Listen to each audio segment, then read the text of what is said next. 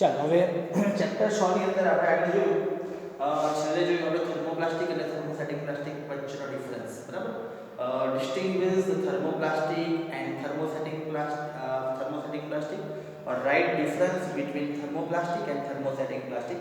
And now one more point is the types of polymerization. બહુઘટકતા પ્રકારો કહેવામાં આવે અને ગુજરાતીમાં બહુલીકરણ અથવા બહુઘટકતા કહેવામાં આવે right. So there are two types of polymerization: addition polymerization and condensation polymerization, right? What is the difference between the addition polymerization and condensation polymerization, right? In addition polymerization, when two or more simple organic molecules combine together with a chemical linkage and as a product form only polymer, while in condensation polymerization, when two or more simple organic molecules combine together with a chemical linkage and form such molecules like water molecules and hydrochloric acid molecules, methanol molecules along with the product, right? So this is the difference between both the polymerization. In addition polymerization, there is no any byproduct. In condensation polymerization, any of the byproduct will be manufactured during the condensation polymerization, right? યોગશીલ બહુઘટકતા અને સંકલન બહુઘટકતામાં શું ફરક છે કે ભાઈ યોગશીલ બહુઘટકતાની અંદર જ્યારે બે કે બે કરતા વધારે સાદા કાર્બનિક અણુ એકબીજા સાથે રાસાયણિક બંધથી જોડાય અને નિપજ રૂપે ફક્ત અને ફક્ત પોલિમર જ બનાવે, જ્યારે સંકલન બહુઘટકતામાં શું છે કે જ્યારે બે કે બે કરતા વધારે પ્રકારના અસંખ્ય સાદા કાર્બનિક અણુ એકબીજા સાથે જોડાય અને નિપજ રૂપે પોલિમર તો બનાવે છે પણ બીજા કોઈ અણુઓ છૂટા પાડે, બાય પ્રોડક્ટ લાઈક પાણીનો અણુ છે, મિથેનોલનો અણુ છે, હાઇડ્રોક્લોરિક એસિડનો મોલેક્યુલ્સ છે વગેરે વગેરે, બરાબર? તો એને સંકલન બહુઘટકતા કહેવામાં. Now let us see addition polymerization. What is the example of addition polymerization? So polyethylene from ethylene is the example of addition polymerization, and another example is the polybutadiene from the butadiene is also example of addition polymerization, and polystyrene from styrene is also an example of addition polymerization. Let us see ethylene. આપણે શું કરવું છે હવે ethylene CH2 double bond CH2 બરાબર, એનું addition polymerisation આપણે આ જોઈશું, બરાબર? એડિશન પોલિમરાઇઝેશન જો કરવામાં આવે બરાબર, n molecules n લખવાનું ભૂલવાનું નહીં ક્યારે. You have to mention the n molecules whenever you are going to form a polymer from monomer, right? n should be mentioned always, right?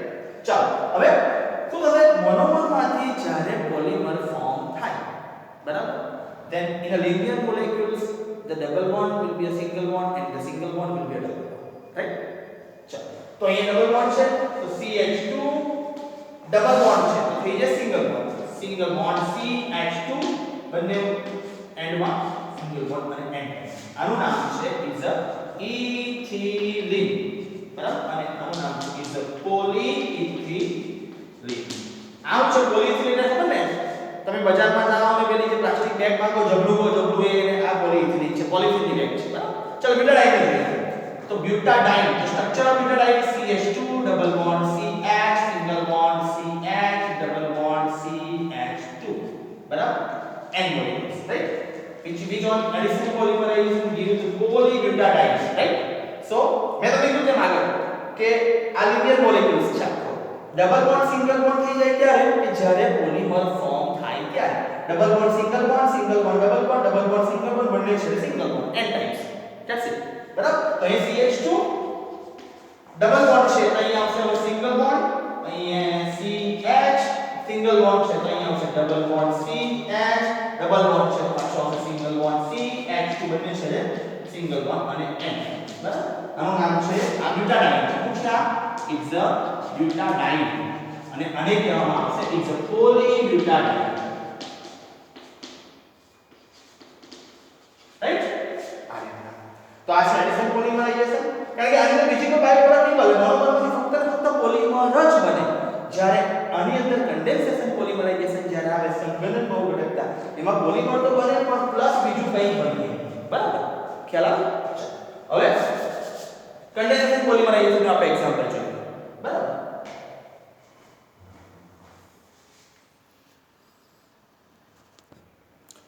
ચાલો હવે આપણે એડિશન પોલિમરાઇઝેશન નું એક્ઝામ્પલ જોયું બરાબર. હવે કન્ડેન્સેશન પોલિમરાઇઝેશન આપણે આનું જોઈએ છે બરાબર.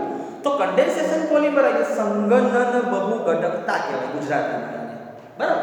તો ચાલો આપણે વ્યાખ્યામાં શું કીધું? What is the definition of condensation polymerization? કે when two or more simple organic molecules combine together with a chemical linkage and form such molecules like water molecules, HCl molecules or methanol molecules along with the polymer, right? It's called condensation polymerization. કે જ્યારે બે કે બે કરતા વધારે સાદા કાર્બનિક અણુઓ એકબીજા સાથે રાસાયણિક બંધથી જોડાય અને નિપજ રૂપે પોલિમર તો બનાવશે જ પણ સાથે કોઈ અણુઓ છૂટા પાડશે, જેવો કે પાણીનો અણુ છે, મિથેનોલનો અણુ છે, હાઇડ્રોક્લોરિક એસિડનો અણુ છે બરાબર. તો આપણે એક્ઝામ્પલ જોઈએ. તો the best example of condensation polymerization is a synthesis of nylon 6,6. nylon 6,6 ની બનાવટ જે છે શું કહેવામાં આવે? nylon 6,6 ની જે બનાવટ છે એ સંઘનકો ઘટકતાનું બેસ્ટ એક્ઝામ્પલ છે, રાઈટ? કેવી રીતના બને આપણે જોઈએ બરાબર. વ્યાખ્યા ડેફિનેશન ધ્યાનમાં રાખો. તો આપણે બનાવીએ છીએ nylon 6,6 બરાબર. તો nylon 6,6 is nothing but it's a combination of hexamethylene diamine and adipic acid બરાબર. કે nylon 6,6 શું છે? એ hexamethylene diamine એને HMDA કહેવામાં આવે. It's called hexamethylene diamine. હું લખું છું એ ફોર્મ્યુલા પ્લસ એડિપિક એસિડ. શું છે? Plus adipic acid. Adipic acid એટલે શું છે? It's the tetramethylene dicarboxylic acid. શું કહેવાય? It's the tetramethylene dicarboxylic acid. TMDC ના નામથી પણ ઓળખવામાં આવે. બરાબર. ચાલો હવે HMDA it's a hexa. Hexa stands for 6 બરાબર. hexamethylene એટલે મિથિલિન ના કેટલા છે? C મિથિલિન એટલે CH2. hexa એટલે કેટલા? CH2 6. આ 6 છે because hexamethylene diamine di એટલે કેટલા? 2 એટલે 2 એટલે ક્યાં આગળ? એક અહીંયા diamine એટલે NH2. amine નું એટલે કયું ગ્રુપ છે? is NH2 બરાબર. એને NH2 કહેવાય બરાબર. ચાલો NH2 આ થઈ ગયું hexamethylene diamine, right? Plus adipic acid. Adipic acid નું નામ શું છે? is a tetramethylene dicarboxylic acid. tetra stands for 4 molecules of methylene. CH2 4 is a tetramethylene dicarboxylic acid. Dicarboxylic acid means is a COOH, right? It's a COOH. અને COOH આમ લખો તો પણ ચાલે બરાબર. પણ આ આપણે કેમિસ્ટ્રી ક્લાસમાં આ રીતના લખી શકીએ બરાબર. ચાલો હવે શું થશે કે ઓન કન્ડેન્સેશન પોલિમરાઇઝેશન કયું છે? આ કન્ડેન્સેશન પોલિમરાઇઝેશન છે બરાબર. તો જો હવે કે અહીંયા H2 છે, અહીંયા OH છે, તો અહીંયાથી એક H છે, અહીંથી એક OH છે, એટલે હું છૂટો પડશે -H2O. હું છૂટો પડશે માઈનસ. એ પ્રમાણે અહીંયા જો તો અહીંયા બી હાઇડ્રોજન કારણ કે N મોલેક્યુલ્સ છે ને, અહીંયા બી OH નીકળી જાય બરાબર. એટલે આવા અસંખ્ય મોલેક્યુલ્સ હોય તેમાંથી આવી રીતે OH H નીકળતા જશે બરાબર. એટલે શું થશે અહીંયા? હવે ધ્યાન આપો, બેને કમ્બાઈન કરી આપણે શું કરીએ? હવે આપણે બેને કમ્બાઈન આ NH છે, એક H નીકળી ગયો, અહીંથી OH નીકળી ગયો, એટલે આ એક મોલેક્યુલ એટલે અહીંયા N ને H લઈ ગયો બરાબર. તો NH પછી સિંગલ બોન્ડ CH2 6 પાછો અહીંથી નીકળી ગયો હાઇડ્રોજન એટલે પાછો NH, અહીંયા OH નીકળી ગયો એટલે CO અથવા OC બરાબર. પાછો સિંગલ બોન્ડ CH2 4 અને પાછો અહીંયા OH નીકળી ગયો સિંગલ બોન્ડ CO. આગળ સાઈડ આગળ લખવાની જરૂર નથી બરાબર. અને N ટાઈપ્સ બરાબર. આને કહેવામાં આવે nylon 6,6 બરાબર. It's a hexamethylene diamine અને adipic acid બરાબર. એટલે અહીં તમે જુઓ ને હું છૂટું પડ્યું સાથે અહીં -N2 લખો તો બી ચાલે, અથવા અહીં તમે એમ લખો તો plus N molecules of H2 બધામાં N આગળ લગાવી દો.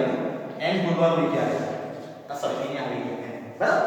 એટલે plus N molecules of H2 એટલે અહીં હું છૂટું પડે અને પાણીનો અણુ છૂટો પડે. એટલે વ્યાખ્યા શું કહે છે કે પોલિમર nylon 6,6 તો બને જ છે પણ હાથે તમારો અણુ છૂટો પડે લાઈક પાણીનો અણુ છે બરાબર. when two or more simple organic molecules having some functional group, here amines and carboxylic acid are the functional group. ક્રિયાશીલ સમૂહો છે. શું છે? ક્રિયાશીલ સમૂહ. એની વચ્ચે પ્રક્રિયા થાય બરાબર અને શું બનશે? nylon 6,6 બનશે, મીન્સ કે પોલિમર બનશે. પણ હાથે શું છૂટું પડશે? કોઈ અણુ છૂટો પડશે,